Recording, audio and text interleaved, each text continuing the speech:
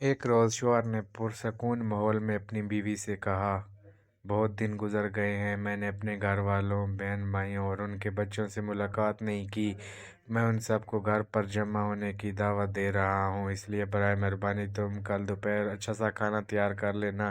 बीवी ने गोल मोल अंदाज से कहा, इंशाल्लाह खैर का मामला होगा। शौहर बोला, तो फिर मैं अपने घर वालों को दावत दे दूंगा।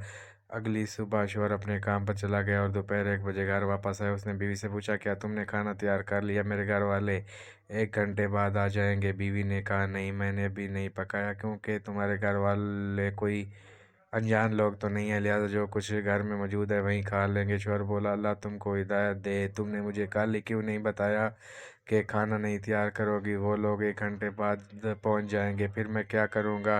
बीवी ने कहा, उनको फ़ोन करके मुआज़रत कर लो, इसमें ऐसी क्या बात है? वो लोग कोई गैर तो नहीं है, आखिर तुम्हारे घर वाले ही तो हैं। शौहर नाराज़ होकर गुस्से में घर से निकल गया। कुछ देर बाद दरवाजे पर दस्तक हुई। बीवी ने दरवाज़ा खोला तो ये देख कर हैरान रह गई कि उसके अपने घर वाले, बहन भाई और उनके बच्चे घर में दाखिल हो रहे हैं। बीवी के बाप ने पूछा, तुम्हारा शौहर कहाँ है? वो बोली, कुछ देर पहले ही बाहर निकले हैं। बाप ने बेटी से कहा, तुम्हारे शौहर ने गुज़िश्ता रोज़ फ़ोन पर हमें आज दोपहर के खाने की दावत दी है, ये कैसे मुमकिन है कि वो दावत देकर खुद घर से चला जाए?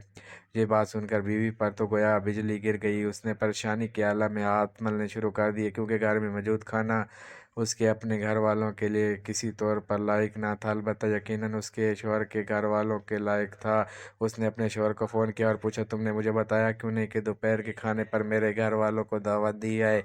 शौहर बारह बोला, मेरे घर वाले हों या तुम्हारे घर वाले, फ़र्क क्या पड़ता है? बीवी ने कहा, मैं मिन्नत कर रही हूँ कि बाहर से खाने के लिए कोई तैयार चीज़ करके आज जो घर में कुछ नहीं है। शौहर बोला, मैं इस वक्त घर से काफ़ी दूर हूँ और वैसे भी ये तुम्हारे घर वाले हैं तो कोई गैर या अनजान नहीं, उनको घर में मौजूद खाना ही खिला दो, जैसा कि तुम मेरे घर वालों को खाना खिलाना चाहती हो, ताकि ये तुम्हारे लिए एक सबब बन जाए जिसके ज़रिए तुम मेरे घर वालों का एहतराम सीख लो। लोगों के साथ वैसा ही मामला करो जैसा तुम खुद उनकी तरफ से अपने साथ मामला पसंद करते हो। काश कि ये बात तेरे दिल में उतर जाए। ख्वाहिश सिर्फ इतनी है कि कुछ अल्फाज लिखूं जिससे कोई गुमराही के रास्ते पर जाते जाते रुक जाए।